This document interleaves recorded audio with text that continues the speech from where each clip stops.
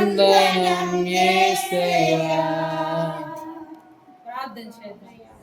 పరిశుద్ధ పరమ తండ్రి యెహోవా యేసుక్రీస్తు నామములో మీ పాదములకు వేల కృతజ్ఞతలు చెల్లిస్తున్నాం. మీ కృపలో దాచి కాచి కాపాడి భద్రపరిచిన మా తండ్రి, క్షమిస్తూ మమ్మల్ని బ్రతికిస్తూ పోషిస్తున్న మా పరమ తండ్రి, పరిశుద్ధ దేవుని ఆత్మ పరిచయ సంఘాన్ని కూడిన బిడ్డలను రాలేకున్న బిడ్డలను అందరినీ పాదులు ఎత్తిపడుతూ ప్రార్థన చేస్తున్నాం. సహాయం దయచేయండి. ఈ యొక్క ఆదివార ఆరాధన ఆత్మతో సత్యంతో జరిగిస్తున్నందుకు వందనాలు అయ్యా. మీకు వేల కృతజ్ఞతలు చేయండి. ఇప్పటి వరకు జరిగిన ప్రతి కార్యంలో ఉన్నందుకు, మా బ్రతుకులు మీరు చేసిన ప్రతి ఉపకారం కొరకు వందనాలు అయ్యా. అయ్యా మరి ముఖ్యమైన భాగాలకు వెళుతుండగానే సేవకుల సిరుజాట్న మరుగుపరుచుకుని ఆత్మతో అభిషేకించి తండ్రి మాతో నాతో నోటికి పూరగా ఉండి మీరు మాతో మాట్లాడమని ప్రార్థన చేస్తున్నాం. మీ ఆలోచన మీ సొంత అయా మీ చిత్తము మా పట్ల ఏముందో అదే జరిగించమని అయా ప్రార్థన చేస్తున్నాను తండ్రి. కొన్ని బిడ్డల్ని నీ స్వాధీనం చేసుకోండి, చంటి బిడ్డల్ని స్వాధీనం చేసుకోండి అయా. రాలేకపోయిన వారిని క్షమించి మారు మనసు దయచేయండి. ఒక దినము ఈ సన్నిధిలో గడుపుట 1000 దినాల శ్రేష్టతలు కోల్పోతున్నానని గ్రహించే జ్ఞానము నీవు తండ్రి అయా. బలహీనతను చూసి అలాగే తండ్రి అయా ప్రభు ఇంట్లో ఉన్న సమస్యలు చూసి నీ సన్నిధికి రాక సంపూర్ణ సంతోషాన్ని కోల్పోతున్న బిడ్డలను క్షమించమని ప్రార్థించాలి అయా. నీ సన్నిధిలో సంపూర్ణ సంతోషము కలుగుతుంది. ఆ సంతోషాన్ని నేను అనుభవించాలనే జ్ఞానం నీ బిడ్డలకు దయచేయండి. వ్యర్థముగా సమయాన్ని వ్యర్థపరచము అయ్యా తండ్రి, క్షమించమని ప్రార్థన చేస్తున్నాను. నీ సన్నిధికి వచ్చి సద్వినియోగం చేసుకునే జ్ఞానం నీ బిడ్డలకు దయచేయండి. సహాయం చేయమని ప్రార్థన దీవించి ఆస్వాదించమని అయా. కూడా నీ బిడ్డలను రావాల్సిన బిడ్డ త్వరపడి నడిపించము. మరి ఒకసారి నీ సేవకుల్ని నీ సిరు చట్టం మరుగుపరుచుకొని మాతో మాట్లాడు. సమస్త మహిమాకంతా ప్రభావం మీకు ఆరోపిస్తాం. యేసు నామములో చున్నాము తండ్రి, ఆమేన్. నీతి స్వరూప గడిచిన రోజుల నుంచి సంఘమంతుడు తన దుఃఖుల పద్ధతి కాపాడి ఆదివారం ఆరాధనలో తన సన్నిధిలో నిలవడానికి మహిమ ఘనత ప్రభావాలు చెల్లిస్తూ కూడి వచ్చిన సంఘమంతుడికి యేసుక్రీస్తు నామములో శుభములు వందనాలు తెలియజేస్తుంది. ప్రైజ్ ది లార్డ్, హల్లెలూయా. నీతి స్వరూప యెహోవా ఘనమైన నామానికి మహిమ కలుగును గాక.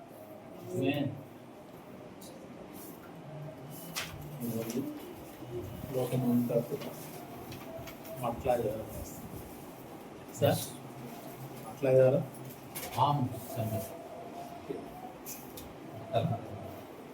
మాట్లాడేవారు తెలుసా?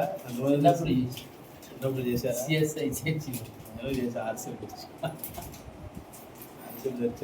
నేను కూడా చేశాను విజయవాడలో. అప్పుడు ఎంత మా వయసు ఆయన దినేష్ అంతే ఆ టైంలో చేశాం. ఆ తర్వాత ఇప్పుడు చేద్దామంటే మట్టలు లేవు. సరే ఇప్పుడు చేద్దామంటే వేసేయలేడు. ఇప్పుడంటే వాళ్ళు చేసినప్పుడు అంటే యేసుక్రీస్తు ప్రభువు వచ్చారు కాబట్టి దారి పొడుగునా బట్టలేసి ఖర్జూరపు మట్టలు కూడా వేసి ఇంక అందరూ పట్టుకొని చేసి, అది రోమ్ ప్రాంతంలో ఒక దేవత ఉంది. అంటే ఇప్పుడు మరియమ్మకు కూడా అలాగే చేస్తారు. మరియమ్మకు కూడా అలాగే చేస్తారు.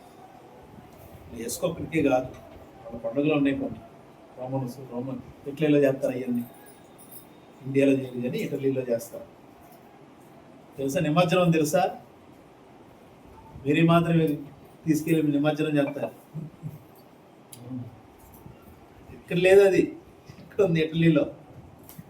నేను చూసా, యూట్యూబ్లో ఉంటుంది, కొట్టి చూడండి. అందరూ ఊరేగింపుగా పండగ చేస్తారు. తీసుకెళ్ళి నది ఉంది అక్కడ. వాళ్ళకి నదులు మళ్ళాగా ఊరు బయట ఎక్కడో ఉండవు. నదులున్న ప్రాంతం చుట్టూతో వాళ్ళకి పట్టణం ఉంటుంది. మధ్యలో నది పారదా ఉంటుంది. ఆ ప్రదేశాలన్నీ ఎప్పుడు కూడా ఆ నదికి అటు ఇటుగా పచ్చగా ఉంటుంది. మళ్ళీ కొన్ని ప్రాంతాలు అయితే ఇళ్ళు ఉంటాయి, బిల్డింగులు ఉంటాయి. అంటే వాళ్ళు అంత జాగ్రత్తగా నదుల్ని కాపాడుకున్నారు.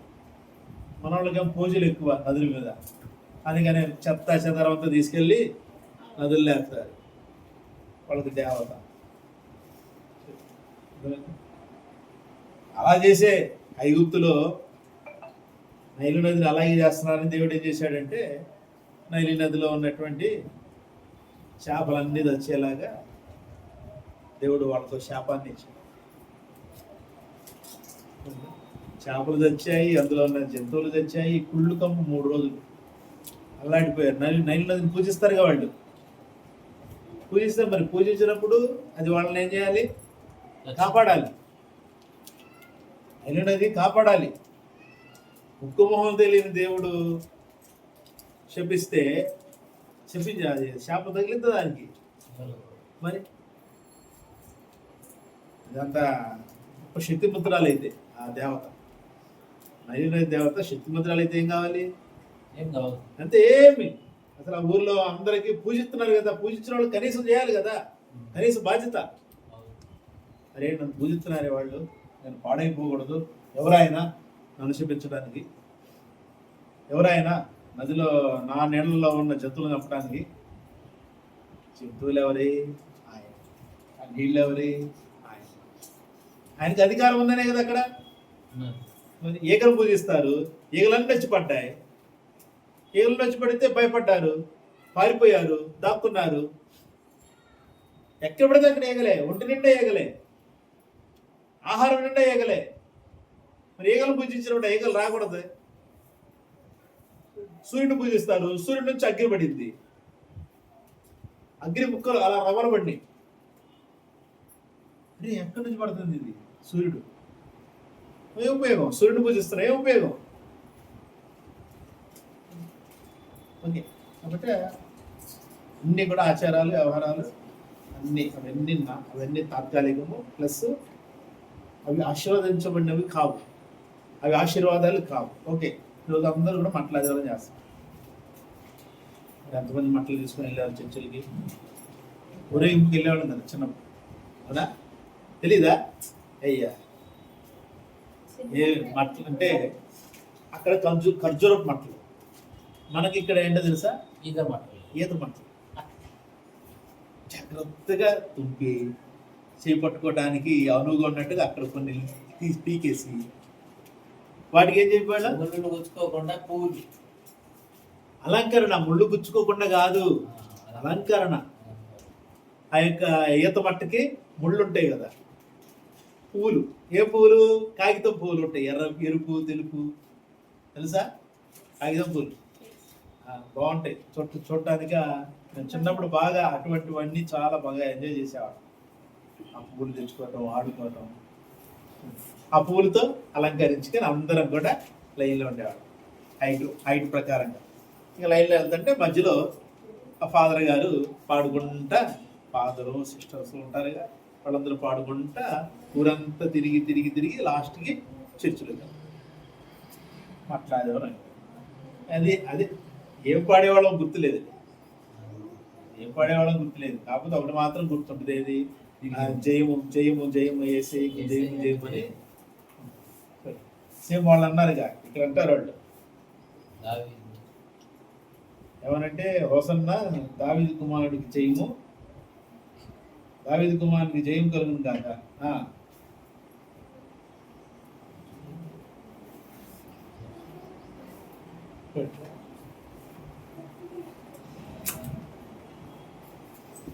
ప్రభు పేరిట వచ్చేవాడు, ప్రభు పేరిట వచ్చుతున్న ఇజ్రాయేల్ రాజు స్తుతింపు ఉండగా కానీ కేకలు వేశాయి.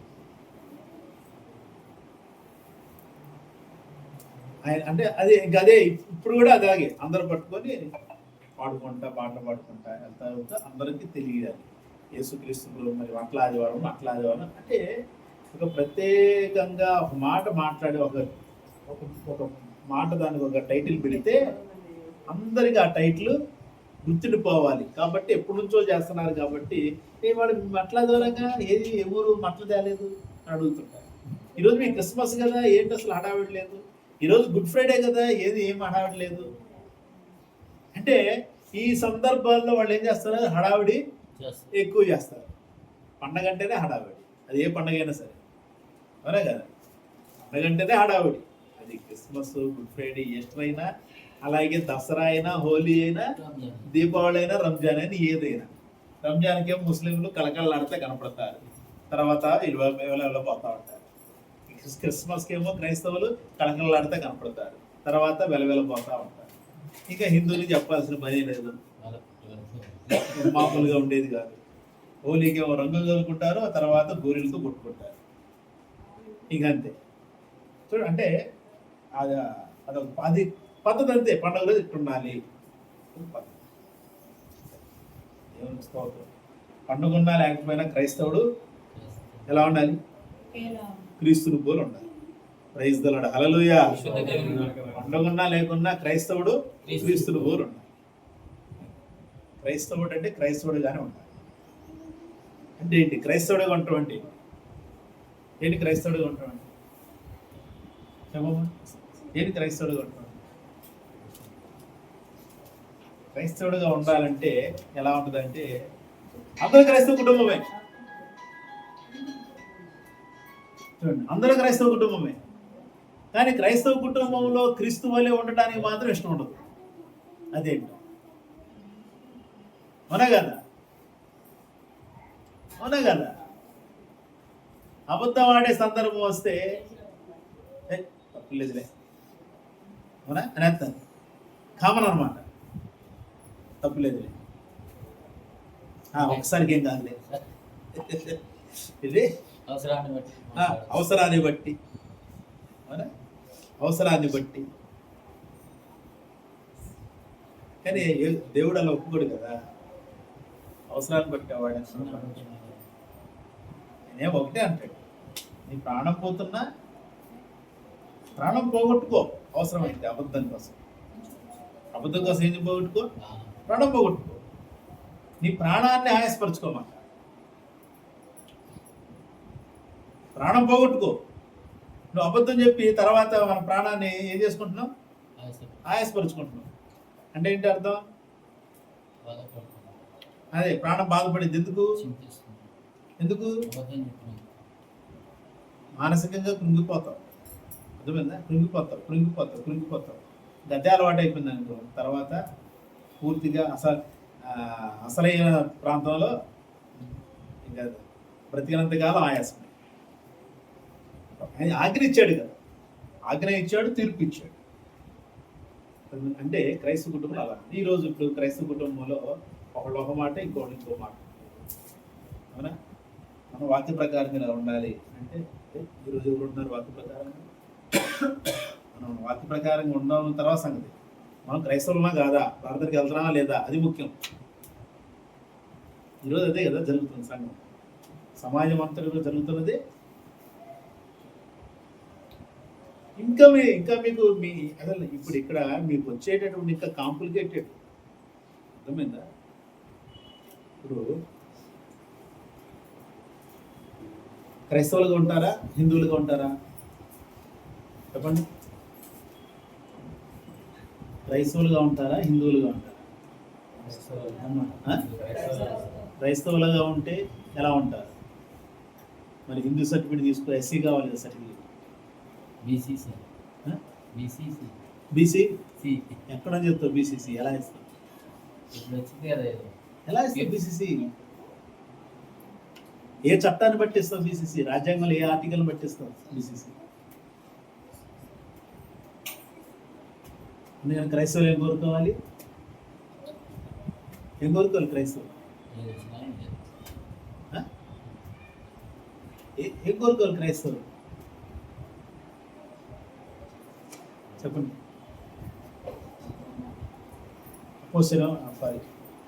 పేతురు గారు రాసినటువంటి మొదటి పత్రిక 2వ అధ్యాయము 9వ వచనం చూడండి. ఏముందో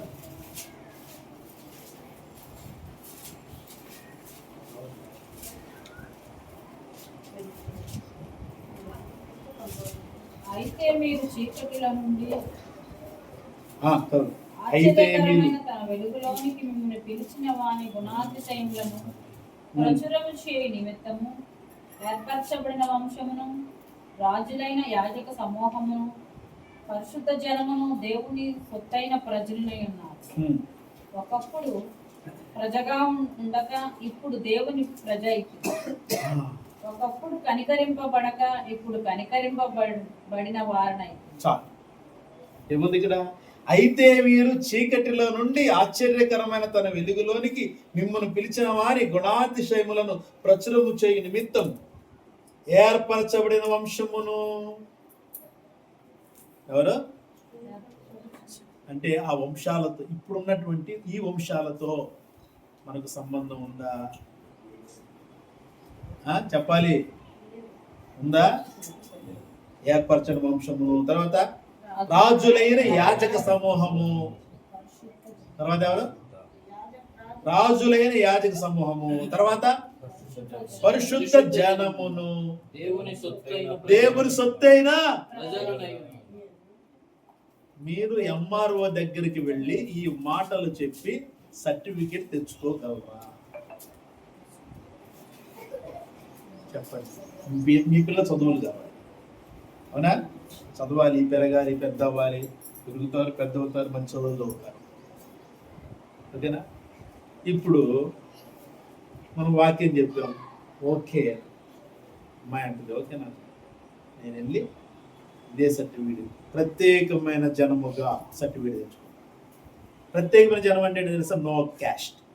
నో క్యాస్ట్ అని ఎవరైతే తెచ్చుకుంటారో వాళ్ళు ప్రత్యేకం ఈ లోకాన్ని. గుర్తుపెట్టుకోండి, అంటే మీకు హింట్ ఇస్తారా? No caste. మీరెవరు? కులం లేని క్రైస్తవ సమాజం. తెచ్చుకోగలరా? ఇష్టమా? నీ భర్త ఒప్పుకుంటాడా? మనకి ఎన్ని ఉన్నాయి వెనక? రాణిరెడ్డి ఎంత ఎత్తున్నాడు, పిల్లలకు హాస్టల్ ఉంది, పిల్లలకు చదువులు ఉన్నాయి, పిల్లలు ఒకవేళ చదువుకోకపోయినా నెలకు 1000 రూపాయలు 2000 నిరుద్యోగ భృతి ఇస్తారు. చెప్తారు, ముందు ఓట్లు వేయాలి వీళ్ళు, చెప్తారుగా. ఓట్ల కోసం ఏం చేస్తున్నారు? నిరుద్యోగ భృతి మీకు అనగానే అందరూ వేశారు, నిరుద్యోగులంతా. అర్థమైందా? సుగాలి ప్రీతి కేస్ అనగానే అందరూ వేశారు ఓట్లు. చివరికి ఆ తల్లిని ఏడిపిస్తా ఉన్నారు. జగన్ కూడా ఏం చేయలేదు అనుకోండి, జగన్ కూడా తప్పుడు. ఎందుకంటే అంటే జాలి దయ ఉండదు వాళ్ళకి, చెప్తున్నా, గుర్తుపెట్టుకో. వీళ్ళకి మానవత్వం ఉండదు. మామూలుగా ఉన్నంత వరకు మానవత్వం బయటకు సొగ్గిపోయి వస్తూ ఉంటుంది. మామూలుగా ఉన్నప్పుడు ఎప్పుడైతే ఆ సీట్లో కూర్చుంటారో అప్పుడు ఎవరు ఉండేది అక్కడ? ఎవరో? ఆ సీట్ ఎవరిది? ఇప్పుడు ఈ సీట్ ఎలా ఉంది? నార్మల్గా ఉంది, అవునా? నార్మల్గా ఉంది. ఇప్పుడు దీన్ని ఇలా వేద్దాం, ఏం కనబడుతుంది? రివర్స్. రివర్స్ అంటే అర్థం ఏంటి? తలకిందులు అయింది. తలకిందులు అయినప్పుడు ఈ షేప్ని కొంచెం ముఖం ఆకారంలో చేస్తే, దాన్ని కొమ్ముల ఆకారంలో చేస్తే, కాళ్ళు కొమ్ములు, కింద ఉన్న సీటు ముఖాన్ని చేయండి. దాన్ని కొమ్ములున్న ముఖం ఎవరిది? అపవాదిది. మీరు ఎప్పుడైనా మహారాజా కుర్చీ ఉందా? డిజైన్గా ఉంటుందిగా, దాని తలకింద చూడండి. మహారాజా కుర్చీ, నీ కుర్చీ అంటే సరిగ్గా కనపట్లేదు అనుకోండి, మహారాజా కుర్చీ ఇలా ఉంటుంది, అవునా? వెనక బ్యాక్ దాని కాళ్ళు ఇలా ఉంటాయి, దాని కిందకి చూడండి, మొహం ఎలా ఉంటుంది. అంటే ఇక్కడ ఉన్నంత వరకు బాగానే ఉంటుంది. ఆ సీట్లో కూర్చోగానే ఏమవుతుంది? వాడి ప్రభావంతో వాళ్ళు నింపబడతారు. అప్పుడు వాళ్ళు చేసిన వాగ్దానాలని మర్చిపోతారు, సుగాలి ప్రీతిని మర్చిపోతారు, వాడు చేసిన మాటలు మర్చిపోతాడు, వాగ్దానం, నిరుద్యోగ భృతి మర్చిపోతారు. ఏదైనా కానీ, ఏమైనా కానీ. ఎందుకు? అబద్ధంతో రాజ్య పరిపాలన చేయాలనే పద్ధతి సైతాంది. వాడు అబద్ధికుడు కాబట్టి, ఆది నుంచి వాడు అబద్ధికుడు, ఆది నుంచి వాడు నరహంతకుడు. బైబిల్ ఊరికే చెప్పలా, కానీ నేను నాలాంటి సేవకులు మాత్రం ఏం చెప్తారు, ఓట్లు ఆయనకి ఏంటమ్మా, ఓకే సార్ మీకు సార్ మా ఓటు ఆయన వచ్చి మాట్లాడగానే ఈ చర్చికి శాంక్షన్ ఎప్పుడు గెలిచిన తర్వాత శాంక్షన్ అంటాడు. గెలిచిన తర్వాత ఏమైంది, ఎలాగానే అయ్యగారు మీరు మాకు శాంక్షన్, నేనా ఎప్పుడు చేశా అంటే అయ్యగారికి శాంక్షన్ కావాలి, అందుకని అందరి చేత ఓట్లు వేయించాలి. అందుకని వాళ్ళు కూడా అంతే, వేల మంది ఉన్న వాళ్ళ దగ్గరికి వెళ్తారు, లక్షల మంది ఉన్న వాళ్ళ దగ్గరికి వెళ్తారు, ఓకేనా. ఇక గల్లీ లీడర్లో మామూలే కదా, గల్లీ లీడర్లో వచ్చి మాత్రం మన దగ్గర మనలాంటి వాళ్ళ దగ్గర మాట్లాడతారు. అఫ్కోర్స్ మనం ఇప్పుడు రానివ్వలేదు, రానేమో, ఎందుకు అంటే ఈ పరిపాలన యేసు 1000 ఏళ్ల పరిపాలన వరకు ఈ పరిపాలన అంతా కూడా సైతాన్ గాడిదే, గుర్తుపెట్టుకోండి, అపవాదిదే. ఊరికి వాళ్ళకి ఓట్లు పడలా, అబద్ధాలు చెబితే ఓట్లు పడి, వాళ్ళు అనేక మందిని మోసం చేస్తే 1000 కోట్లు వచ్చినాయి. అబద్ధము వానిదే, మోసము వానిదే. అర్థమైందా? పక్కా దొరికారు. పక్కా దొరికినటువంటి వాళ్ళు ఈరోజు సీఎంలు. వాళ్ళు ఏం చేయలేదు. ఇప్పుడు ఆయన ఉన్నప్పుడు ఏం చేయలేకపోయాడు, ఎందుకు, వాళ్ళు ఒకటి కదా. అందుకని ఏదో కొంచెం బెదిరించడానికి మాత్రం ఏదో చేశారు. ఇప్పుడు న్యాయస్థానాలు కూడా వాళ్ళవే. న్యాయస్థానంలో ఎవరికి న్యాయం దొరకదు, గుర్తుపెట్టు. అర్థమైందా? ఏ కోర్టుకే వెళ్ళు, అక్కడ ఉన్నటువంటి మంత్రులు వాళ్ళు చెప్పినట్టే వింటారు జడ్జిలు. మనం అనుకోవచ్చు న్యాయ వ్యవస్థ లేదు, న్యాయ వ్యవస్థ కానీ ఏ వ్యవస్థ అయినా, పోలీస్ వ్యవస్థ కానీ అంతా భ్రష్టు పట్టిపోయింది, గుర్తుపెట్టు. ఎక్కడ న్యాయం దొరకదు ఒక్క యేసుక్రీస్తు దగ్గర తప్ప. ప్రైజ్ ది లార్డ్, హల్లెలూయా. మీకేమైనా అన్యాయం జరిగితే ఆ అన్యాయం విషయంలో మీకు న్యాయం జరగాలి అంటే ఉపవసించండి, మోకరించండి, దేవుని సన్నిధిలో ఉండండి. తప్పనిసరిగా న్యాయం తీర్చే దేవుడు మీ పక్షాన ఉంటాడు. ప్రైజ్ ది లార్డ్, హల్లెలూయా. కోర్టులకు వెళ్ళొద్దు, జైళ్ళకి వెళ్ళొద్దు, పోలీసుల దగ్గరికి వెళ్ళొద్దు, ఎవరి దగ్గరికి వెళ్ళొద్దు. న్యాయాధిపతి అయిన దేవుని దగ్గర మోకరించండి. ఏదో అన్యాయం జరిగింది, నీ వస్తువు ఏదో లాక్కున్నారు, నీ స్థలం లాక్కున్నారు, కోర్టుకి వెళ్తూ కోర్టులు తిరగాల్సి వస్తుంది. కోర్టుకి ఎందుకు అనవసరంగా వదిలేయి అని మన మనసు ఒప్పుకోదే. సరే మన మనసు ఒప్పుకున్నా, మన భార్య ఒప్పుకోదే, భర్త ఒప్పుకోడే, పిల్లలు ఒప్పుకోరే, తల్లి ఒప్పుకోదే, తండ్రి ఒప్పుకోడే. ఈరోజు ఎవరు వదులుతున్నారు? క్రైస్తవులు అయితే మాత్రం వదిలేస్తున్నారా? లేదు లేదు, వెళ్ళాల్సిందే, మనం చేయదు, పోలీసుకి కేసు పెట్టాల్సిందే, కోర్టుకి వెళ్ళాల్సిందే కదా. క్రైస్తవులు గుర్తించట్లా న్యాయాధిపతి అయిన దేవుడు చేసే కార్యాలు. న్యాయాధిపతి అయిన దేవుడు చేసే కార్యాలని, అందుకని ప్రత్యేకమైన జనం మనం ప్రత్యేకమైనటువంటి జనం. చూడండి ఏమన్నాడు అక్కడ, మనము ఏర్పరచబడిన వంశమును, రాజులైన యాజక సమూహము, పరిశుద్ధ జనమును, దేవుని సొత్తైన ప్రజలునై ఉన్నాము. దేవుని సొత్తైన, మరి దేవుని సొత్తైన ప్రజలమైన మనము ఎలా ఉండాలి ఈ లోకంలో? సేవకుడు నేను మాత్రమే కాదు, సేవకుడు ఒక్కడు ఎలా ఉండాలి అనుకోవద్దు. క్రైస్తవులు, మనమందరం క్రైస్తవులు. దేవుని కృపను బట్టి నేను ఇక్కడ నిలబడ్డంతే. అంటే మీకు లేదా దేవుని కృప? దేవుని కృప ఉంది, కానీ దాన్ని అందరూ గుర్తించట్లేదు. బోధించవలసిన స్థితిలో, బోధించే స్థితిలో ఉండవలసిన వారు ఈరోజు కూర్చొనే స్థితిలో ఉన్నారు. కారణం ఏంటి? భర్త లాగుతున్నాడు, భార్య లాగుతుంది, పిల్లలు లాగుతున్నారు, రెడీగా ఉంటారు వాళ్ళు తాళ్ళు వేసుకొని ముందే. మనం ముందుకెళ్తుంటే అడిగి పోతావు,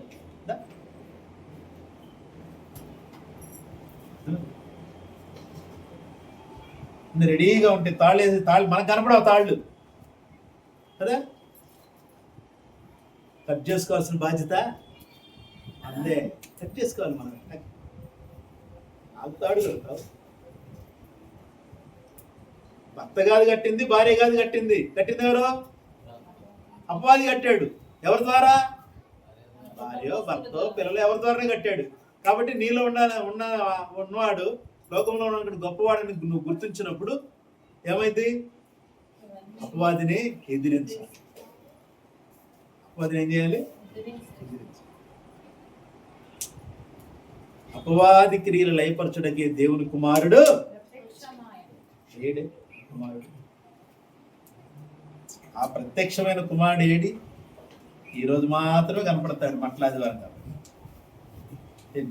వచ్చే శుక్రవారం కనపడతాడు, గుడ్ ఫ్రైడే కాబట్టి. ఇక పాటలు, అయ్యో నా కొరకు చచ్చిపోయావా యేసయ్యా, చచ్చిపోయావా యేసయ్యా. మళ్ళీ ఈస్టర్ రోజు లేచావా యేసయ్యా, లేచావా యేసయ్యా పాడతారు. మరి తర్వాత ఏమి లేదు. ఏమ్మా ప్రార్థనకు రాలేదేనండి? మొన్న ఈస్టర్ కదండి అంటారు. మళ్ళీ ఎప్పుడు వస్తావమ్మా? క్రిస్మస్.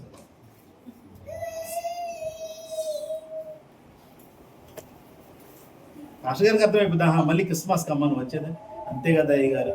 మరి ఈ లోపంతా ఎలాగ అయ్య గారు? ఇంట్లో వాళ్ళు ఒప్పుకోరు కదా, నా భార్య నా భర్త ఒప్పుకోరు, నా పిల్లలు ఒప్పుకోరు. ఏదో పండగ కాబట్టి వెళ్ళమంటారు. అయ్యి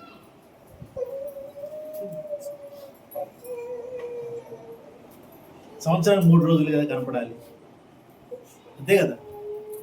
సంవత్సరానికి 3 సార్లు, సంవత్సరం 3 సార్లు కనపడాలి. దేవుడు చెప్పాడు కదా, అవునా? ఏం చెప్పి దేవుడు సంవత్సరానికి 3 సార్లు నా సన్నిధికి రావాలన్నాడు. అవి 3 సార్లు ఏం చెప్పండి?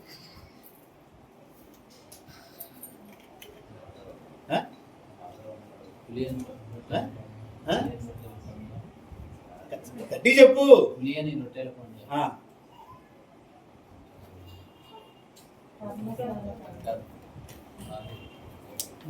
చెప్పండి. పస్కా పండుగ, పస్కానే ముందు, పస్కా పండుగ, పులిహోర రొట్టెల పండుగ, ఇంకోటి పర్ణశాల పండుగ. మిగతా పండుగలు ఉన్నాయా? ఇదేమి వెళ్ళకపోయిన పర్వాలేదా?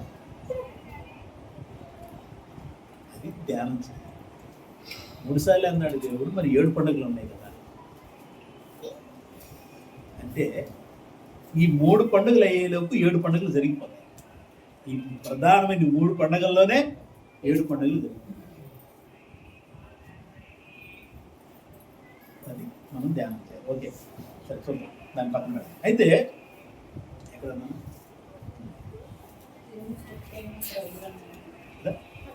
దేవుని సొత్తైన ప్రజలు, అది నేనేమంటాను. అందుకని ఇప్పుడు పిల్లల చదువుకి, పిల్లలకి చర్చి విశ్వాసాలు అందరూ ఫోన్ చేసి క్యాస్ట్ రాయాలన్నా, ఏ క్యాస్ట్ రాయించాలి? నో క్యాస్ట్ అని చెప్పమన్నా వాళ్ళకి ఇష్టమైంది వాళ్ళు చెప్పారు. రాసిస్తాడో లేదో చూడాలి, వాడు దాని మీద ఏ రాస్తాడు, దాన్ని బట్టి మళ్ళీ మనం మాట్లాడాలి. ఓకేనా? ఇప్పుడు రేపు ఎంఆర్ఓ దగ్గరికి వెళ్ళాలి. ఎంఆర్ఓ దగ్గరకు కూడా వెళ్ళి ఏం తెచ్చుకోవాలి? Indian Christian. నేను భారతీయ క్రైస్తవుడు, నాట్ అమెరికన్ క్రిస్టియన్. ఓకేనా? అసలు యాక్చువల్గా క్రిస్టియన్ అంటే క్రిస్టియన్ ఇవ్వాలి వాళ్ళు, కానీ ఈ అజ్ఞానులు ఏం తెలియట్లా. క్రైస్తవుడు మామూలుగా క్రైస్తవుడు అంటేనే ఏం తెలియదు, క్రీస్తు అంటే ఏంటో తెలియదు, క్రీస్తులో క్రైస్తవుడు ఎలా జీవిస్తాడో తెలియదు, ఎవరికి తెలియదు. కొంతమంది ఎవరో ఉంటారు, క్రైస్తవులు ప్రత్యేకమైన వాళ్ళు, వాళ్ళకి కులంతో పని లేదు, వాళ్ళకి కులం సర్టిఫికేట్ ఇవ్వాల్సిన అవసరం లేదు, వాళ్ళు ప్రత్యేకం, జస్ట్ అంతే. ఆ ప్రత్యేకమైన గుర్తింపు కావాలని ఎవరు కోరుకుంటున్నారు చెప్పండి? మీరు కోరుకుంటున్నారా? సంఘాన్ని అడుగుతున్నా. ఓకే, ఎస్సీ కాకపోతే బీసీ, అదే కదా కోరుకునేది ఇప్పుడు అందరూ. అంటే ఏదో రూపంలో మనకి క్రైస్తవులు గవర్నమెంట్ నుంచి రిజర్వేషన్ ఏదో అనుభవించాలి అంటే ముద్ర పడిపోయింది మైండ్లో. ఈ లోకల్ ఎట్ట బతకాలి మనం? క్రైస్తవులు క్రీస్తు శిష్యులండి. క్రైస్తవులు హల్లెలూయా. క్రీస్తు శిష్యులు అంటే ఏంటి? దేవుని ఆత్మతో అభిషేకించబడాలా, తర్వాత ఏం చేయాలి?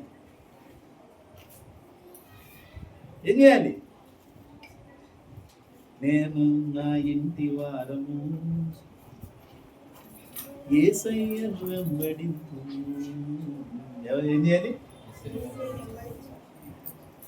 క్రైస్తవులు అంటే భార్య ఒప్పుకోవట్లేదు, ఒప్పుకోరు. భర్త ఒప్పుకోవట్లేదు, ఒప్పుకోరు.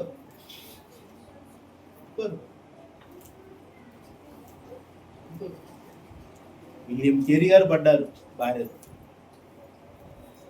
మొదట్లో మంచి విశ్వాసంలో ఉన్న ఆమె వచ్చే కష్టాలను బట్టి, శ్రమలను బట్టి ఆమె కూడా దిగజారి. ఆయన ఎంతో కష్టంలో బైబిల్ని దాదాపుగా 64 భాషల్లోకి ట్రాన్స్లేట్ చేస్తున్నాడు. కొడుకులకు జబ్బు చేసింది, ఎవరు సహకరించట్లేదు. ఆయన క్రైస్తవుడని, వాక్యం చెప్పేవాడని, డబ్బు లేదు.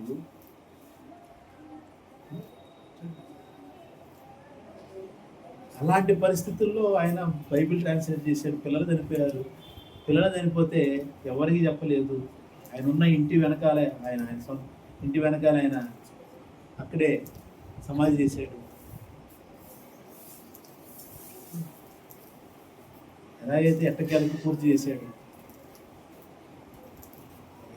ఆయన జబ్బు పడ్డాడు, భార్య జబ్బు పడింది. చూడండి ఎలాంటి పరిస్థితులు. ఆయన ట్రాన్స్లేట్ చేసింది ముద్రించి పెడితే అది కాలిపోయింది.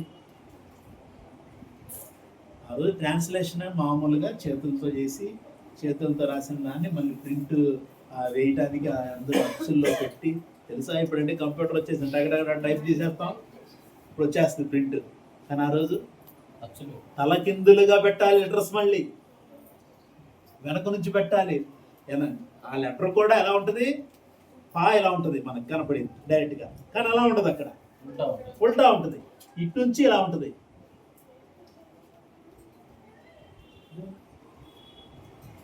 ఎందుకంటే అప్పుడు నాకెప్పుడు తెలుసు, నేను పత్రికలు వేసేటప్పుడు వెళ్ళి చూస్తే మన దగ్గర అవునన్నా ఇలాగే పెట్టాలి అంటే, వాడు జాగ్రత్తగా మన పత్రికలు చదివి వాడు అందులో ఉన్నది వాడు అక్కడ పేర్చాలి.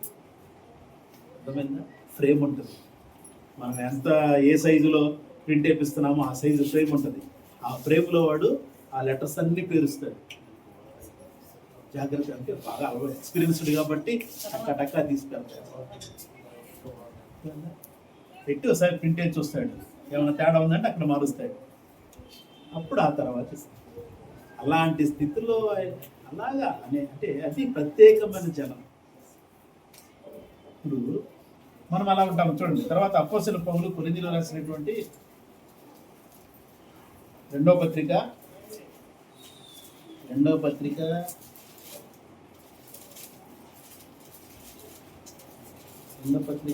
6వ అధ్యాయము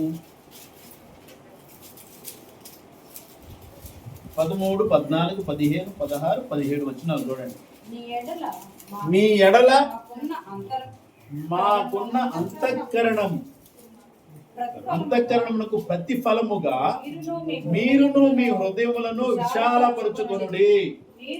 మీరు నా పిల్లలని మీతో ఇలాగ చెప్పుచున్నాను, మీరు అవిశ్వాసులతో జోడుగా ఉండకుడి. నీతికి దుర్నీతితో ఏమి సాంగత్యము, వెలుగునకు చీకటితో ఏమి పొత్తు, క్రీస్తునకు బెలియాలుతో ఏమి సంబంధము, అవిశ్వాసితో విశ్వాసికి పాలెక్కడిది, దేవుని ఆలయమునకు విగ్రహములతో ఏమి పొందిక. మనము జీవము గల దేవుని ఆలయమై ఉన్నాము, అందుకు దేవుడు ఎలాగూ సెలవిచ్చుచున్నాడు, నేను వారిలో నివసించి సంచరింతును, నేను వారి దేవుడనై ఉందును, వారు నా ప్రజలై ఉందురు. కావున మీరు వారి మధ్య నుండి బయలువెడలి ప్రత్యేకముగా ఉండుడి, అపవిత్రమైన దానిని ముట్టకుడని ప్రభువు చెప్పుచున్నాడు.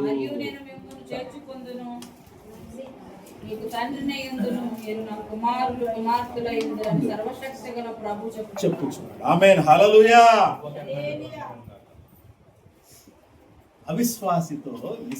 అవిశ్వాసులతో జోడుగా ఉండకుడి, నీతికి దుర్నీతితో ఏమి సాంగత్యము, వెలుగునకు చీకటి తెంపొత్తు. ఒక ఆమె క్రైస్తవురాలు, బైబిల్ ఎప్పుడు ఆమె దగ్గర ఉంటుంది, కానీ ఆమె అంటుంది, నాకు వెంకటేశ్వర స్వామి అంటే ఇష్టం, ఆయనంటే నేను నమ్ముతున్నాను అని. చెప్పండి, ఇప్పుడు ఆమె క్రైస్తవురాలా? అంటే బైబిల్ పట్టుకుంటే క్రైస్తవురాలు అయిపోతారా? ఇప్పుడు మనం ఏం చదివాము? అవిశ్వాసులతో జోడుగా ఉండకుడి. ఆమె ఏం చేస్తుంది? ఎవరితో జోడుగా ఉంటుంది? అవిశ్వాసులతో జోడుగా ఉంటుంది. నీతికి దుర్నీతితో ఏం సంబంధం? ఆమె ఎవరితో సహవాసం సాంగత్యం చేస్తుంది? ఎవరితో సంబంధం పెట్టుకుంది? సంబంధం అంటే వేరుగా కాదు, అదే ఫ్రెండ్షిప్ కానీ లేదంటే ఒక బంధుత్వం కానీ, ఓకేనా, లేదంటే వాళ్ళ యొక్క కమ్యూనిటీ అంటే వాళ్ళు ఉన్నటువంటి ఒక వ్యవస్థలో, ఆమెకు రాజకీయ నాయకురా, ఆ వ్యవస్థలో ఆమె ఎవరితో ఉంటుంది? వెలుగునకు చీకటితో సంబంధం? వెలుగునకు చీకటితో ఏం పొత్తు? యేసుక్రీస్తుని తీసుకొచ్చి నువ్వు ఎవరితో కలుపుతున్నా? వెలుగు అయిన క్రీస్తుని తీసుకొచ్చి ఎక్కడ ఎవరితో కలుపుతున్నా?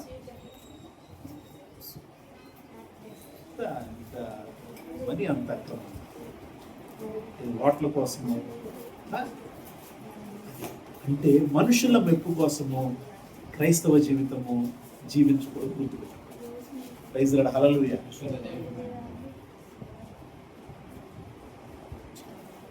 అదే రేపు వచ్చే ఎలక్షన్లో తప్పనిసరిగా నేనైతే ఇక్కడ ఉన్నాను, తప్పనిసరిగా రాష్ట్ర వ్యాప్తంగా ఎక్కడెక్కడికి వెళ్ళాలో అక్కడెక్కడికి వెళతా. అనేక మంది క్రైస్తవులు విశ్వాసులు ఇళ్ళకి వెళ్తా ఏం వాక్యం చెప్తున్నాడు ప్రభు, ఆ వాక్యాన్ని అందరికీ కూర్చొస్తారు. అందులో ఏమాత్రం సందేహం లేదు. వాళ్ళ రాజకీయ వాళ్ళ నియోజకవర్గాలైనా పర్వాలేదు, అర్థమైందా, ఎవరైనా పర్వాలేదు, ఒకటి ఏ పరిపాలకుడు కూడా క్రైస్తవుడుగా ఉండలేడు, ఉండడు. గుర్తుపెట్టుకో.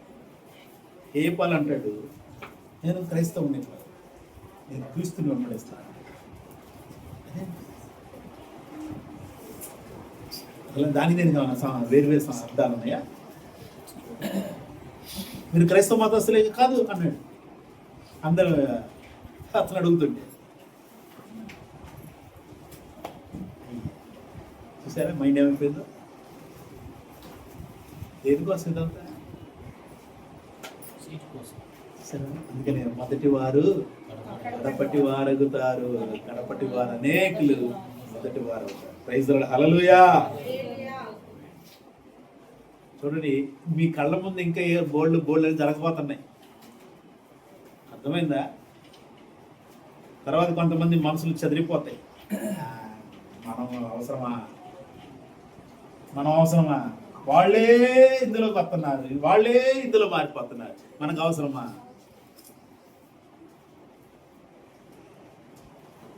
అర్థమైందా? అంటే విశ్వాసులు అనేకులు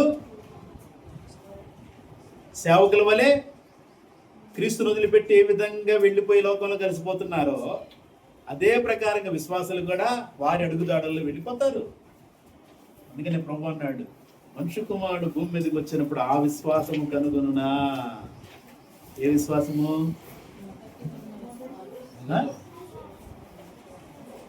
ఏ విశ్వాసము? మొదటి విశ్వాసము. ఏ విశ్వాసము? గోజాడుతూ ప్రార్థించే విశ్వాసం. అక్కడ ప్రభు చెప్పింది ఆ మాట. విధవరాలు ఉంది, గోజాడుతూ అడుగుతా ఉంది. వాడు అన్యాయస్తుడే న్యాయాధిపతి. వాడెవరు? అన్యాయస్తుడు, దేవునికి భయపడడం, మనుషులంటే లెక్కలేదు. అలాంటి వాడు న్యాయాధిపతిగా ఉన్నాడు. ఒక విధవరాలు వెళ్ళింది, పదే న్యాయం తీర్చు నాకు, నా ప్రతివాదికి అని అడుగుతా ఉంది. రేపు తీరుస్తా, మాపు తీరుస్తా అంటున్నాడు. వస్తుంది పోతుంది. ఇప్పుడు చెప్పకపోయినా వస్తుంది, అయ్యా తీర్చయ్యా, ప్లీజ్ అయ్యా, తీర్చయ్యా, దయచేయ్యా అంటే. అప్పుడు వాడు అనుకున్నాడు, నేను ఎవరిని లెక్క చేయను. అలాంటిది ఈమె నన్ను పదే వచ్చి అడగకుండా నేను ఈమెకు న్యాయం తీరుస్తా అని చెప్పి ఆమెకి న్యాయం తీర్చి పంపించి. అంటే అక్కడ దాని అర్థం ఏంటంటే పదే అంటే ఒక కార్యము జరిగేంత వరకు అడుగుతూనే ఉండాలి. దాన్నే గోజాడు ప్రార్థన అంటారు. ప్రైజ్ ది లార్డ్, హల్లెలూయా. చేస్తున్నామా? చెయ్యి. నిజం చెప్పుకోవాలి, నిజం ఒప్పుకోవాలి. చేస్తున్నామా? ఇట్లా ప్రార్థన అంటే ఇప్పుడు చేస్తాం, అవునా? అంతే, అయిపోయా. మళ్ళీ కుటుంబ ప్రార్థన అంటే అప్పుడే నైట్ 8, 9, 10 కుటుంబ ప్రార్థన అంటే చేస్తాం అంతే. ఆ కుటుంబ ప్రార్థన ఏం చేస్తాం? ప్రభా నా పిల్లలు నన్ను కాపాడు, మా అమ్మని కాపాడు, మా నాన్న కాపాడు. మనం చేసే ప్రార్థన, పిల్లలు చేసే ప్రార్థన మనం చేస్తున్నాం. అవునా?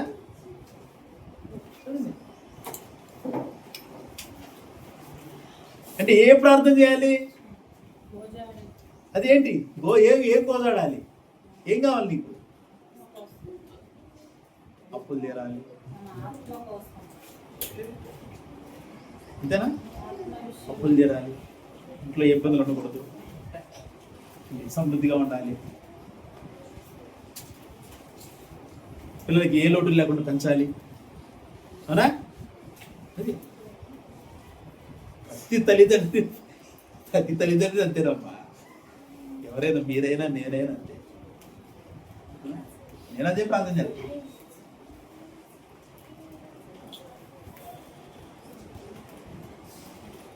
అవునా కదా? మరి ఏం కోదాడాలి? మరి ఏం కోదాడాలి? దేవుని ఆత్మ కోసం కోదాడాలి. దేవుని ఆత్మ మన ఆత్మతో అభిషేకించబడాలని కోదాడాలి. అది అభిషేకించబడితే మన ఆత్మ దేవుని ఆత్మతో ఇంకా నీ ప్రార్థన మారిద్ది, నీ కుటుంబ పరిస్థితి మారిద్ది, నీ పరిస్థితి మారిద్ది, మామూలుగా ఉండదు. అందుకని అపవాది అది అడగనివ్వడు.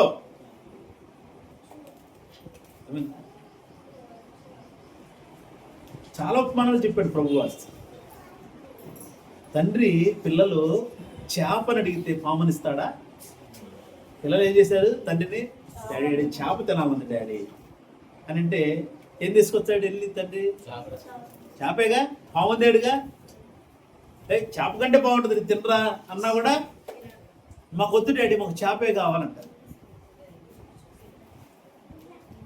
అంటే లోక సంబంధమైనటువంటి తండ్రే మనకేం కావాలో వాటిని మనం అడిగినట్టిస్తుండగా, మరి పరలోకమందున్న తండ్రి మరి మీరు అడిగితే పరిశుద్ధాత్మని ఇవ్వకుండా ఉంటాడా?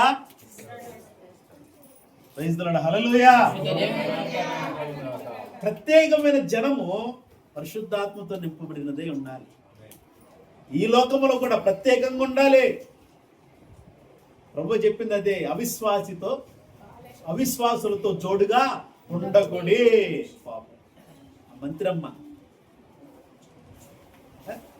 అలా చెప్పుంటే బాగుండేదిగా. ఇప్పుడు ఆయన మీద కోపంతో ఆమె ఆత్మని ఏం చేసుకుంది? నరకానికి సంతకం పెట్టేసుకుంది.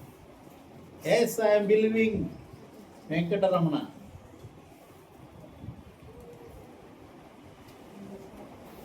అర్థమైందా?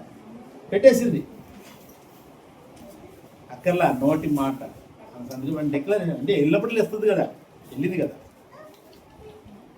క్రైస్తవురాలంట మళ్ళీ అదొక పేరు తగ్గించుకోరు. ఎవరైనా సరే, జగన్ అయినా, ఓకేనా, ఆమె అయినా, అలాగే ఈ మాస్టర్ అయినా, ఇది 2 లక్షల పుస్తకాలు చదివాడు ఆయనైనా పెద్ద మాస్టర్ అయినా, ప్రపంచానికి టీచింగ్ చేస్తాడు ఆయనైనా, ఎవరైనా సరే. నేను బాప్టిజం తీసుకుంటే క్రైస్తవులు ఎవరో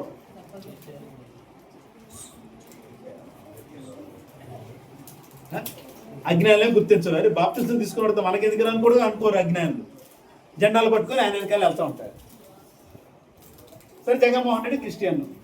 ఆయన క్రిస్టియన్ అయినా సరే, అరే తిరుపతి వెళ్తున్నాడు, తింటున్నాడు, మొక్కుతున్నాడు, వస్తున్నాడు. ఆయన క్రైస్తవుడు ఎలా అయ్యాడు? చాలా మందికి అర్థం కాదు. రాజ్యాంగము ఈ లోకములో మన దేశానికి రాజ్యాంగం ఎందుకు వచ్చిందంటే, దేశంలో ఉన్న ప్రజలందరూ కూడా ఒకే విధమైనటువంటి చట్ట ప్రకారంగా జీవించాలి. అర్థమైందా? కానీ ఇక్కడ అందులో తేడా ఏంటి? కులాలు ఉన్నాయి. వాళ్ళకి ప్రత్యేకంగా ఎస్సీ, ఎస్టీ, బీసీలకి ప్రత్యేకమైన కొన్ని రిజర్వేషన్స్తో కూడినటువంటి ఆర్టికల్స్ ఉన్నాయి. ఇంకోటి, రాజ్యాంగము మనుషులందరం ఒక్కటే అని చెప్తుంది, కానీ మతాల విషయంలో ఎవరి మతం వాళ్ళదే అంటుంది. ఎవరు మతాన్నైనా ప్రకటించుకోవచ్చు అంటుంది. బైబిల్ అలా అనదు. బైబిల్ ఏమంటుంది? బైబిల్ ఏమంటే చెప్పండి. బైబిల్కి రాజ్యాంగానికి ఏమాత్రము పొందిక పొత్తు ఏమీ లేదు. మనం క్రైస్తవులు రాజ్యాంగబద్ధంగా ఉండాలా, బైబిల్ ప్రకారంగా ఉండాలి. బైబిల్ ప్రకారంగా ఉన్నప్పుడు మనం ఈ లోకంలో ఎలా ఉంటాం చెప్పండి? ప్రత్యేకమైన వాళ్ళు ఒప్పుకుంటారా? కానీ ఒప్పింపజేసేది ఎవరు? ఎవరు ఒప్పింపజేస్తారు? పరిశుద్ధాత్ముడు ఒప్పింపజేస్తాడు. మనం ఒక స్టాండ్ తీసుకొని ఆ స్టాండ్ మీద మన వాక్యాన్ని బట్టి నిలబడితే మార్పు రాజే సమాజంలో ఇది ఇప్పుడు జరుగుతున్నది కాదు, క్రీస్తుతో మొదలైందే. అర్థమైందా? క్రీస్తుతో మొదలైందే. క్రీస్తు బోధిస్తుంటే ఏమన్నారంటే, మా మతానికి వ్యతిరేకంగా ఈయన బోధిస్తున్నాడు, ఈయన నేను దేవుని కుమారుణ్ణి అని చెప్పుకుంటున్నాడు కాబట్టి అలా చెప్పుకున్న ఆ మాటను బట్టి ఆయనను మేము సిలువ వేయాలనుకుంటున్నాం అన్నారు.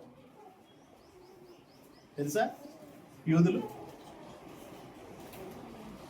ఆయన రాజు అని చెప్పుకుంటున్నాడు, అందుకు మేము ఆయన్ని యూదుల రాజు అని చెప్పుకుంటున్నాడు, అందుకని మేము ఆయన్ని సిలువ వేయాలనుకుంటున్నాం అన్నాడు. పిలాతు వెంటనే భయం పుట్టింది. యూదుల రాజు ఏంటి? సైన్యం వస్తుంది. యూదుల రాజా? ఏం నువ్వు రాజువా? అప్పటికే భార్య హెచ్చరించింది పిలాతుని, నీవు ఆ నీతి మంత్రి జోలికి వెళ్ళమాక. ప్రైజ్ ది లార్డ్, హల్లెలూయా. ఆమె రహస్యంగా యేసుని వెంబడించేది, ఆయన బోధలు వినేది. పిలాతు భార్య. ఎందుకనంటే ఆయన వెంబడిస్తే అంతే. ఆయన ఎందుకు ఆయన అంటే ఆయన వెంబడించి తప్పేంటి? ఆయన మంచి కదా బోధిస్తుంది, అలా మంచి బోధించే వాళ్ళని వెంబడించడం తప్ప, కానీ సమాజానికి తప్పు. ఎందుకు? సమాజం ఎవరిది? అపవాది. అంతే, అపవాదిది. అపవాది సమాజంలో నీతిమంతుడైన ఒక్కడు ఉంటే వాడిని నువ్వు వెంబడించడం ఏంటి? వాడి బాధ అది. అందుకనే మనుషుల్నే ఉపయోగించుకొని వాడు ఏం చేస్తాడు? గుంపులు తయారు చేసి ఆ గుంపు ద్వారా నీతిమంతుల మీదకి లేస్తా ఉంటాడు. అది ఆ గుంపు ఎక్కువగా రోజు రోజుకి పెరిగిపోతా ఉంది, నీతిమంతులను తగ్గిపోతున్నారు.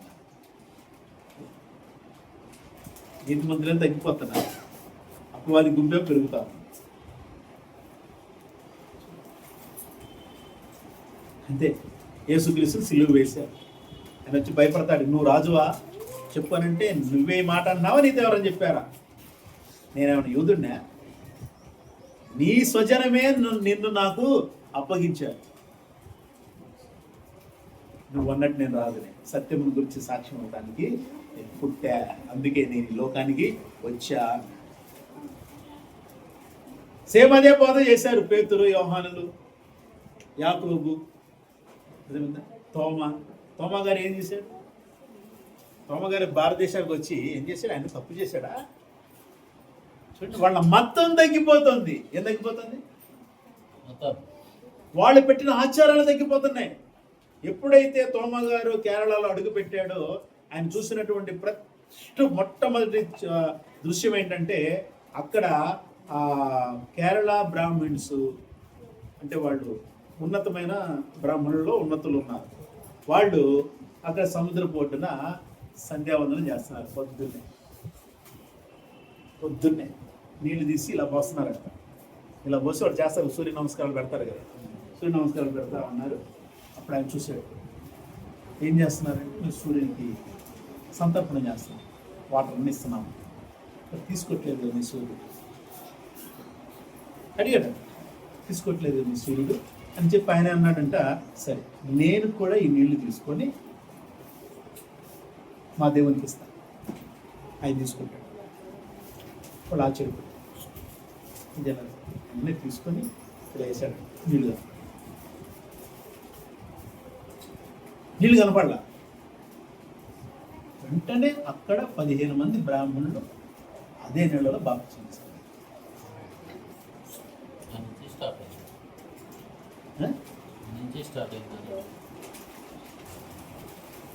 వెంటనే తీసుకున్న తర్వాత ఓకే వాళ్ళు వచ్చారు, బాగానే ఉంది, అయిపోయిన తర్వాత ఇంకా వాళ్ళకి ఆయన వాళ్ళ బ్రాహ్మణ వాళ్ళకి ఒక్కరికే కాదు అందరికీ చెప్తాడు సువార్త, ఇంకా అందరికీ చెప్తున్నాడు, అందరూ మారుతున్నారు, అద్భుతాలు జరుగుతున్నాయి.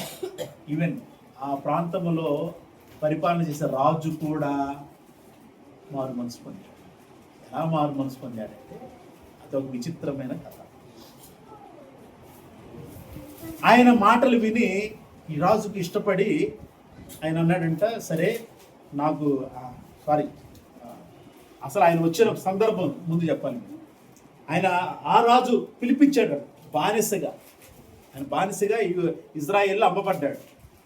ఇక్కడ నుంచి ఇజ్రాయేల్ వెళ్ళి ఆ ప్రాంతంలో బానిసలను కొనుక్కోవడానికి ఇక్కడ నుంచి ఒక వ్యక్తి వెళ్ళాడు, సముద్ర మార్గం వెళ్ళి అక్కడ బానిసగా తోమా గారిని కొంతమందిని కొనుక్కున్నాడు అనుకోండి. అందులో తోమా గారు కూడా వచ్చారు.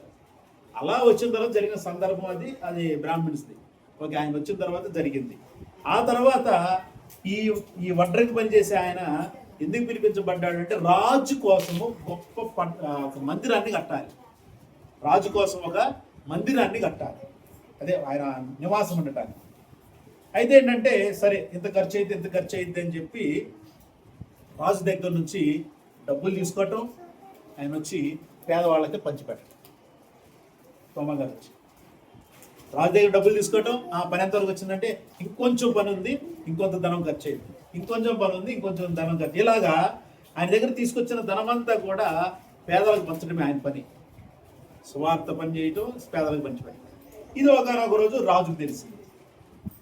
అయ్యా వాడు నీకోసం ఏ మందిరాన్ని కానీ ఏ భవనాన్ని కట్టలేదు, నువ్వు ఇచ్చిన డబ్బు అంతా పేద ప్రజలు ఖర్చు పెట్టేశారని. కానీ రాజు కోపం వచ్చేసి తీసుకెళ్ళి జైల్లో వేశారు. అప్పటికే వాళ్ళు క్రీస్తుని రాజు తమ్ముడు వాళ్ళు క్రీస్తుని నమ్ముకున్నారు. వాళ్ళు చేసి అక్కడ జరుగుతున్న అద్భుతాలపై. అయితే రాజు తమ్ముడికి అనారోగ్యంతో ఆయన మంచంలో ఉన్నాడు. ఆయన ఒక సమయంలో చనిపోయాడు. తోమగారు జైల్లో ఉన్నాడు. చనిపోయిన తర్వాత అంటే ఆయన ఆత్మ నమ్ముకున్నాడు కదా, క్రీస్తు నమ్ముకున్నాడు కదా, పరలోకానికి వెళ్ళింది. పరలోకం అంటే పరలోకం కాదు, మనం ఒక పరలోకానికంటే ముందు ఒక ప్రత్యేకమైన స్థలం ఉంది. అక్కడికి వెళ్ళేసరికి అక్కడ అంతా చూస్తున్నాడంట. అక్కడ దేవదూతలతో అడుగుతున్నాడంట, ఆ భవనంలో నేను ఉండాలి. పెద్ద భవనం, మంచి భవనం కనపడింది, ఆ భవనం నేను ఉండాలంటే ఈ భవనం నీ కోసం కాదు, మీ అన్నయ్య కోసం ఫలానా వ్యక్తి కట్టాడు. ఎక్కడ కట్టాడు ఆయన? ఎలా కట్టాడు? ఆయన ఇచ్చిన ధనాన్ని పేద ప్రజలకు పంచిపెడితే అక్కడ ఆయన కొరకు పెద్ద భవనం తయారైంది. దీన్ని బట్టి ఏం అర్థం చేసుకోవాలి? యేసుక్రీస్తు ప్రభువు మాట అంటారు, నేను అనారోగ్యంతో ఉన్నాను, నన్ను చూడొచ్చారు. నేను చెరసాల్లో ఉన్నా, నన్ను పరామర్శించారు. నేను ఆకలితో ఉన్నా, నాకు అన్నం పెట్టారు. నేను దాహంతో ఉన్నా, నాకు దాహం తీర్చారు. మేము ఎప్పుడు చేసాము ఇవన్నీ అని అంటే, ఈయన అల్పులైన సహోదరులందరికీ మీరు చేశారు కదా, నాకు చేసినట్లే అన్నాడు. అంటే మనం ఒకసారి ఆలోచన చేయాలి. లేని వారికి ఆహారం పెడితే పరలోకంలో ధనం కూర్చుకుంటున్నామని వాక్యము గుట్టిదేం కాదు. ఈ లోకంలో దేవుని సేవార్థమై ధనం ఖర్చు పెడితే నువ్వు పరలోకంలో ధనం కూర్చుకుంటున్నావు. తోమా గారు ఆ గుండాఫోరస్ అనేటటువంటి రాజు కోసం భవనాన్ని ఎలా కట్టాడు తెలుసా? అతని ధనాన్ని పేదలకు ఖర్చు పెట్టి అక్కడ భవనాన్ని కట్టాడు. ఆ రాజు తమ్ముడితో అనేసరికి ఆశ్చర్యపోయాడు. మా అన్న కోసమా? అవును. ఓకే, అయిపోయిన తర్వాత తిరిగి మరలా ఆయన వచ్చేసి బ్రతికాడు తమ్ముడు. రాజు తమ్ముడు బ్రతికొచ్చి అన్న నీ కోసం పరలోకంలో గొప్ప భవనం కట్టబడింది, తోమా అనే వ్యక్తి కట్టాడని చెప్పి అక్కడ వాళ్ళు అన్నాడు. అంటే వెంటనే ఆయన అప్పటిదాకా ఉన్న నమ్మకం వేరు, ఆ తర్వాత తోమాను పిలిపించి తోమా చేత బాప్తిసం తీసుకొని అక్కడ ఉన్నటువంటి అందరూ కూడా క్రైస్తవులు అవ్వడానికి అవకాశం ఇచ్చారు. ఆ తర్వాత ఎందుకు కాలక్రమంలో క్రైస్తవ్యం తగ్గిపోయింది? అక్కడ ఎవరు నమ్ముకోవట్లేదంటే కారణం ఏంటంటే అక్కడ అన్ని జాతుల వాళ్ళు క్రీస్తుని నమ్ముతున్నారు. ఈ బలమైన వర్గంగా ఉన్నారు బ్రాహ్మణ్స్, వాళ్ళతో పాటు కలిసి సహపంక్తి భోజనాలు చేస్తున్నారు కదా. అప్పుడు వాళ్ళల్లో కొంత అలజడి కూర్చుంది. అరే అంటే వాళ్ళలో మన ధర్మం ఉందిగా కొంచెం ఎక్కడో, అది బయటకు వచ్చింది. అరే వీళ్ళు ఫలానా వాళ్ళు మనతో కలిసి భోంచేయడం ఏంటి? అరే వీళ్ళు ఫలానా జాతి, వాళ్ళు ఫలానా జాతి, వీళ్ళందరూ మనతో ఉండటం ఏంటి? మనం గొప్ప జాతి కదా. అప్పటి నుంచి అక్కడ సువార్త అనేది తగ్గుముఖం పట్టింది. ప్లస్ తోమాని పరిశీలతో పొడిచి చంపేశారు. ఎందుకు? ఇతను ఉంటే మా ధర్మశాస్త్రం కూడా పాడేది. రాజ్యాంగము మనుషులందరూ ఒకటే అని చెప్పింది, కానీ విడగొట్టింది. ఏ కులానికి కావలసిన ఆ కులానికి రిజర్వేషన్ అనేవి ఇచ్చాడు. కులం లేదు, అందరూ ఒకటే.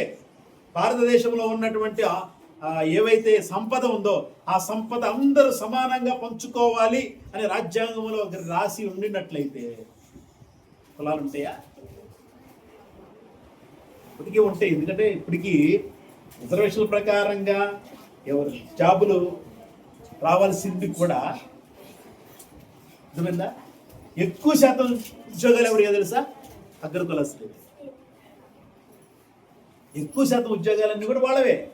అంటే రాజ్యాంగం వచ్చినా కూడా వీళ్ళకి ఏమి ఒరిగింది లేదు, గుర్తుపెట్టుకోండి. అందుకనే ఇక్కడ మనము ప్రత్యేకంగా ఉండాలి. మనము దేవుని చేత ఏర్పరచబడినటువంటి ఆయన సొత్తైన ప్రజలు. ఇప్పుడు ఆయన సొత్తైన ప్రజలు అంటే ఎలా ఉండాలి? ఆయనలాగా ఉండాలా? ఈ లోకంలో ఉన్నట్టు ఉండాలి. ఎలా ఉండాలి? మరి ఎందుకని మనం ఈ లోకంలో వాటిని కోరుకుంటాం? చెప్పండి, ఏమో అర్థమవుతుందా? ఏంటి ఏం చేస్తున్నా? Very good. ఓకే చెప్పండి అమ్మా, ఏం చేద్దాం మరి? మీకు ఫోన్లు వస్తాయి. అమ్మా మీ పిల్లలకి ఏం క్యాస్ట్ రాయాలంటారు, ఏం చెప్తారు? ఏం క్యాస్ట్ రా? ఓసియా? No caste. Praise the Lord. Hallelujah. ఏం క్యాస్ట్? ఏం క్యాస్ట్? No caste.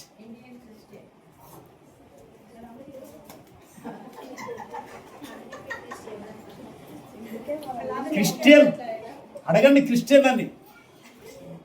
క్రిస్టియన్ అంటే అక్కడే ఉంటాడు. అమెరికన్ క్రిస్టియన్, ఇండియన్ క్రిస్టియన్ ఇవన్నీ ఉండవు. కానీ ఇక్కడ ఇలా కూడా చెప్పకపోయినా చూసారా, కనీసం ఇండియా వాడు కూడా ఒప్పుకోవట్లేదు అంటాడు. దానికి ఆక్షేపం. కాబట్టి మనం ప్రత్యేకమైన జనం. ఎలా ఉండాలి? ఇప్పుడు మనం ప్రత్యేకంగా ఉండాలి, అవిశ్వాసులతో జోడుగా ఉండొద్దు. ఏమో అర్థమైందా? అమ్మాయి ఇంటర్మీడియట్ సెకండ్ ఇయర్కి వచ్చింది. ఏంటి రేపు రాబోయే రోజుల్లో గవర్నమెంట్ ఉద్యోగం కావాలంటే మాత్రం ఏం కావాలి? షెడ్యూల్డ్ క్యాస్ట్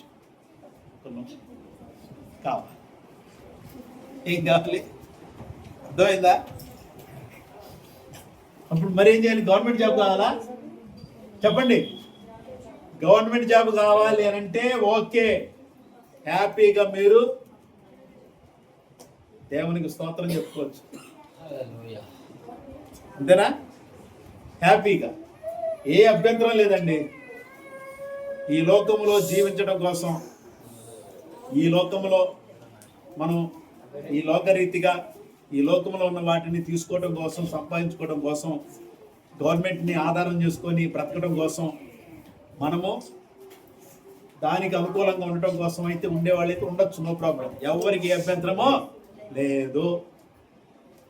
రేపు రాబోయే రోజుల్లో క్రైస్తవులకి ఆధారం ఉండదు అని అంటారు. ఏం చేస్తాం చెప్పండి? ఏం చేస్తారు?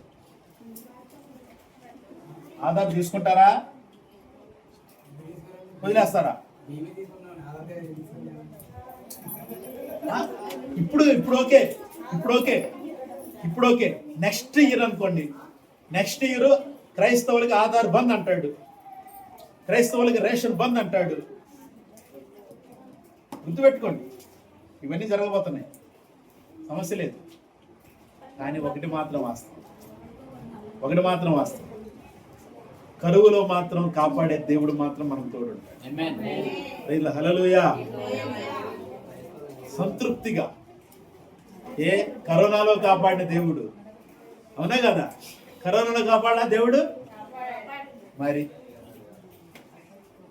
మనకి ఆస్తులు అంతస్తులు ఏంటి, రోజుకి ఎంత ఆదాయము లేకపోవచ్చు, కానీ దేవుడు కాపాడేటం లేదు.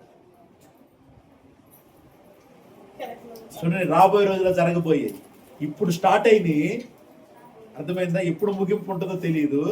దానికి ముగింపు పలకాలంటే మనలో నుంచి రావాలి. అందుకనే ఏకకంఠముతో నో క్యాస్ట్, క్రైస్తవడం నో క్యాస్ట్ అని మీరు తీసుకోండి. దేవుడు ఆంధ్ర తెలంగాణ అద్భుతాలు జరిగిస్తారు. ఎందుకో తెలుసా? అనేక మంది నో క్యాస్ట్తో వస్తారు, ప్రభుత్వానికి చుక్కలు చూపిస్తారు, అందులో సమస్య లేదు. నో క్యాస్ట్ ఎవరైతే క్రైస్తవులు ఉన్నారో నో క్యాస్ట్ సర్టిఫికేట్ కోసం ఇది ఎంఆర్ఓ ఆఫీసులో క్యూ కట్టండి. ఏంటి నో క్యాస్ట్, ఎవరికి వెళ్ళినా నో క్యాస్ట్ అంతే. ఇంకోటి కూడా రావాలి, ఎలక్షన్స్ కూడా మంచి నిర్ణయం తీసుకొని క్రైస్తవులందరూ కూడా ఒకే మాట మీద ఉండటానికి ప్రార్థనాపూర్వకం ఉండండి. ఎవ్వరికి ఓట్లు వేయట్లేదని చెప్పగలగాలి. మేము ఓట్లని బహిష్కరిస్తున్నాము, ఎందుకు అవసరం లేదు. క్రైస్తవుల ఓట్లు వాళ్ళకి వేయాల్సిన అవసరం లేదు. ఎందుకంటే ఎవరు కూడా నీతిమంతులు నిలబెట్టు వేస్తాం. నీతిమంతుడు తాగనోడిని, తిరగనోడిని, ఏంటి నోటుకు నోటు, ఓటుకు నోటు దొంగ కానివాడిని, అర్థమైందా? ప్రజల యొక్క రక్తాన్ని పీల్చుకొని వేల కోట్లకు అధిపతులైన వాళ్ళని వాళ్ళు కాదు. ఒక పేదోడిని నిలబెట్టు, డిగ్రీ చదివి పేదోడిని నిలబెట్టు, ముఖ్యమంత్రిని చేయి. తప్పనిసరిగా రాబోయే రోజుల్లో ఇది వస్తుంది. ఆంధ్ర తెలంగాణలో దేవుడు అంటే ఒక విధంగా చెప్పాలంటే అందరిలో కూడా ఒక అవేర్నెస్, చాలా జాగ్రత్తగా ఉండాలి. లాస్ట్ డేస్లో ఉన్నాం, మీ ఇండ్ల ముందుకు రాబోతున్నాయి. క్రైస్తవులా అయితే మీకు ఇది కట్టు, అర్థమైందా? రాబోతున్నారు అంతా. ఇక ప్రారంభమవుతారు. 3-4 నెలలు ఆగండి, కంగారే పడదు. 3-4 నెలలు జస్ట్. ఇంకో 5వ నెల 6వ నెల నుంచి అందరు ఇళ్ళకి వస్తుంటారు, రాసుకుంటా ఉంటారు. చెప్పండి, అప్పుడే గట్టిగా నిలబడండి. లేదులే సర్లే అయితే ఏదైతే ఇది అనుకుంటారు, మీ ఇష్టం. ఎందుకంటే ఈ లోకంలో బతకడానికి కేవలం